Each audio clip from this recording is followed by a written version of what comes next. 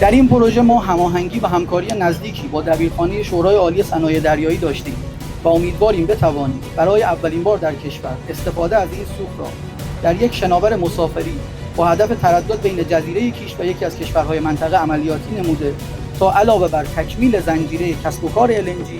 کمکی به موضوع مهم گردشگری به عنوان رکن اصلی توسعه این جزیره داشته باشیم. این پروژه در حال حاضر بیش از 20% پیشرفت عملیاتی داشته و امیدواریم کمتر از یک سال آتی آغاز بهره برداری پروژه را با حضور شما عزیزان در همین محل شاهد باشیم. ما هم در دوره جدید در منطقه آزاد کیش اهتمام داریم که پروژه هایی که هم به لحاظ فناوری و هم به لحاظ ایجاد ارزش افزوده برای کشور، برای هم کیش مفید میتونن باشن و هم برای کشور اولویت قرار بدیم، حمایت بکنیم. این پروژه های اینچنینی اگر ایجاد بشه غیر از ارزش افزوده مستقیم اقتصادی که برای اقتصاد محلی ما و اقتصاد ملی خواهد داشت، بحثایی که تو بحثای زیست محیطی هم وجود داره، خب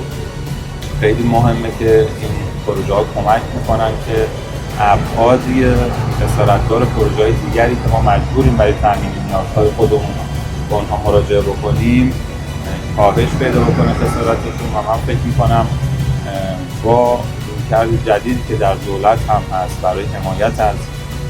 شرکت‌های دانش بنیان ما بتونیم این قول رو بدیم که این گام نخست هست و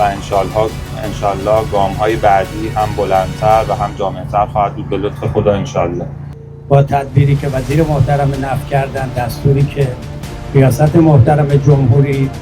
و آقای دکتر عارف دادن و پیگیر هستن، انشالله به زودی شاهد این باشیم که پروژه عظیم گاز کیش که یکی از بزرگترین مخازن هست انشالله آغاز بشه و این باز نقطه مهمی هست و یک پیام هست برای همه سرمایه‌گذاران که کیش رو در حقیقت بهتر دریابند و سرمایه‌گذاری عظیمتری رو انجام بدن. انشالله آینده برای ملت ایران روشن هست. با رهبری‌های خردمندانه مقام معظم رهبری ما داریم میریم به سمتی که بتوانیم در دنیا یک جامعه با ایمان و با آسایش و آرامش به دنیا نشون بدیم. امیدوارم که خداوند به مقام معظم رهبری طول عمر با عزت عنایت بکنه، به جوانان ما هم توانمندی و دانش و روزافزون عطا بکنه که بتوانیم بر مشکلات جامعه پیروز باشیم. سوخت LNG به عنوان یکی از سوخت‌های پاک جایگزین در حوزه کشتیرانی و حوزه دریایی مطرح هست و ما هرچه سریعتر با توجه به اینکه از دارندگان بزرگ این سوخت هستیم باید بتوانیم که هم سوخت‌های خودمون رو جایگزین بکنیم، هم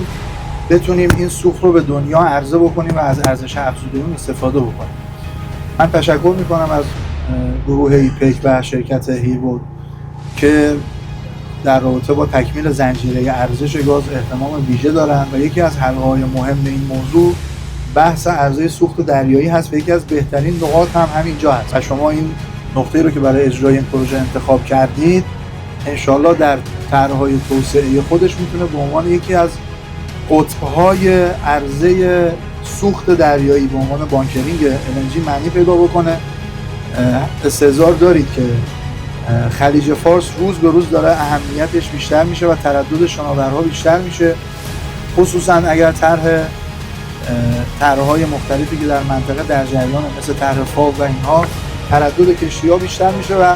هر کس زودتر این امکانات رو فراهم بکنه موفق خواهد بود. 46مین سالگرد پیروزی انقلاب شکوهمند اسلامی ایران رو تبریک و تهنیت عرض می‌کنم و از اینکه در این ایام مبارک و فرخنده ما یک چنین طرح با برکتی رو افتتاح می‌کنیم، خدا رو شاکریم و خوشحالیم.